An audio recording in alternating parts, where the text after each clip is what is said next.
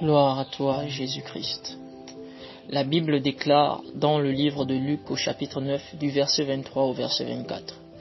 Puis il dit à tous, si quelqu'un veut venir après moi, qu'il renonce à lui-même, qu'il se charge chaque jour de sa croix et qu'il me suive. Car celui qui voudra sauver sa vie la perdra. Mais celui qui la perdra à cause de moi la sauvera. Souvent, lorsqu'on commence à marcher avec Dieu et qu'on marche sérieusement, on réalise que la vie chrétienne n'est pas facile, mais plutôt difficile. Difficile parce qu'il faut vivre loin du péché, loin du mensonge, loin du vol, loin de la fornication, loin des excès de vin, de nourriture et de tout ce qu'il peut y avoir. En un mot, nous devons vivre loin du mal. Difficile par les sacrifices qu'il faut faire, tels qu'arrêter l'adultère, arrêter la fornication. Pour une femme, dire à celui qui paie ta maison, qui te donne l'argent des courses et tout le reste, tu lui diras, retourne chez ta femme, arrêtons cette relation, car nous péchons et nous faisons ce qui est mal aux yeux de Dieu. Difficile pour celui qui vole. Voilà, en arrêtant de voler, il dira au propriétaire, c'est moi qui ai volé ton argent, c'est moi qui ai volé tes millions et je viens te rendre cela, car la Bible parle de la restitution et celui-ci va demander pardon.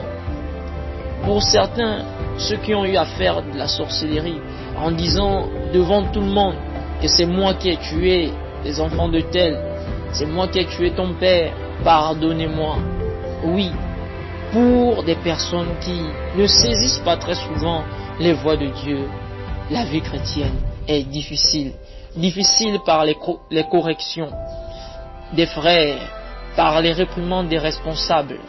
Difficile, oui, par les réprimandes sur l'habillement, sur les coiffures mondaines, des coiffures païennes, par le maquillage, le langage discourtois. Voilà, difficile, voilà, sans oublier la prière, le jeûne, les veillées et tout ce qu'il y a à l'intérieur. Tout ce qu'il y a à l'intérieur. Énervant, n'est-ce pas? Souvent même d'autres ne savent plus quoi faire. Pour quelqu'un qui n'arrive pas à connaître ou vivre Dieu véritablement, cela risque et va même l'énerver. Et parfois, la chose que tu te dis, c'est que j'ai l'impression que je n'évolue pas. C'est comme si tous mes efforts sont nuls. Les autres avancent, mais pas moi. Les autres voient la grâce de Dieu, pas moi. Dieu parle aux autres, Dieu bénit les autres, mais pas moi. La vie est difficile. À croire que c'est moi le problème. À croire que c'est moi seul qui fait mal. À croire que tous sont spirituels sauf moi. Mais je vais te dire une chose, mon frère, toi qui parles ainsi. Je vais te dire une chose, ma sœur, toi qui réagis ainsi.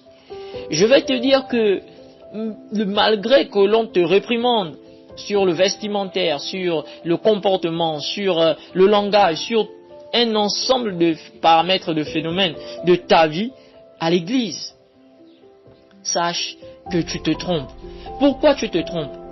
Parce que tu oublies qu'un animal sauvage habitué à la vie sauvage a d'abord du mal à s'adapter à la vie domestique.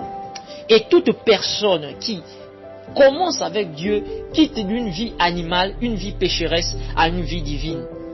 Tu as grandi dans le monde avec un comportement qui n'est pas le comportement de Dieu, avec un langage qui n'est pas le langage de Dieu, avec un système de pensée qui n'est pas le système de pensée de Dieu.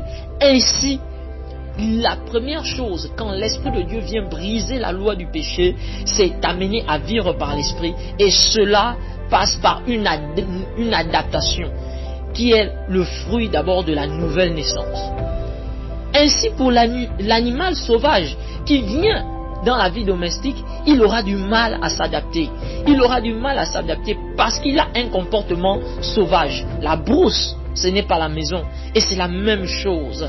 Voilà, c'est la même chose. Est-ce que les maîtres de cet animal-là sont contre l'animal. Non, non. Mais l'animal boudera, car il faudra parfois insister afin que l'animal fasse certaines choses. Il faudra frapper parfois pour qu'il obéisse et finisse par prendre de nouvelles habitudes. Ainsi, l'animal étant habitué à sa vie sauvage, pensera que dans la vie domestique, donc dans une maison, c'est pareil. Mais ce n'est pas pareil, parce que la maison, c'est pas identique à la forêt, ce n'est pas identique à la savane, ce n'est pas la même chose. Mais est-ce que les maîtres sont des mauvais? Non, ils ne sont pas mauvais. Du tout, ils ne sont pas mauvais. Mais le problème, c'est la conception de l'animal. Alors, mon frère, le problème, c'est toi. Ma sœur, le problème, c'est toi. Oui, car Dieu doit te changer, Dieu doit te transformer, Dieu doit te briser, il doit briser tes habitudes mondaines, il doit briser les habitudes acquises par ta vie de cochon, donc la vie que tu avais avant la conversion. Même si tu n'étais pas dans la prostitution, le vin, l'alcool et tout ce qu'il y a de mauvais dans ce monde, sache que le caractère que tu as n'est pas le caractère de Dieu. Ainsi, Dieu doit briser ces conceptions que tu as pour établir les siennes, pour que tu marches selon sa volonté, pour que ton intelligence soit renouvelée, pour que tu vives selon lui. En fait, plus tu marcheras par l'esprit, tu comprendras que ce n'est pas difficile, que la vie chrétienne n'est pas dure, mais c'est toi qui étais trop charnel, trop mondain, trop habitué à une certaine manière de faire. Et comme ce n'est pas la manière de Dieu, la transition est souvent difficile. Mais plus tu te laisseras briser, tu verras que ce n'est pas facile. Ce n'est pas difficile, mais c'est plutôt facile. Ainsi, Dieu veut changer tout homme, pourvu qu'il accepte. Dieu veut te changer, Dieu veut te transformer. Mais qu'est-ce qui se passe? Toi, tu boudes. Oui, tu murmures, tu résistes, tu prends même parfois la décision, non, je dois quitter l'église. Mais est-ce que c'est ça la pensée de Dieu pour toi, mon frère? C'est pas ça la pensée de Dieu. Le désir de Dieu, c'est te transformer. Et tu as besoin d'accepter, de te laisser façonner par le Tout-Puissant. Parce que Dieu va te façonner par les hommes. Dieu va te façonner par les pasteurs. Dieu va te façonner par les frères. Dieu va briser ton orgueil en te confrontant aux autres. Dieu va briser ton orgueil par les humiliations. Dieu va briser ton mauvais caractère et tout ce qu'il y a de mondial en toi par un ensemble de situations jusqu'à ce que tu deviennes ce qu'il pense de toi. C'est pourquoi la Bible parle du renouvellement de l'intelligence, non seulement par la parole, mais par l'action de la communauté.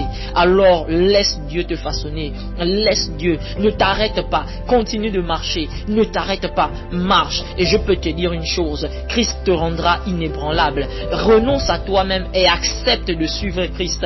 Renonce à ton attitude, renonce à ton langage, renonce à tout ce qui est de toi pour prendre tout ce qui est de Christ.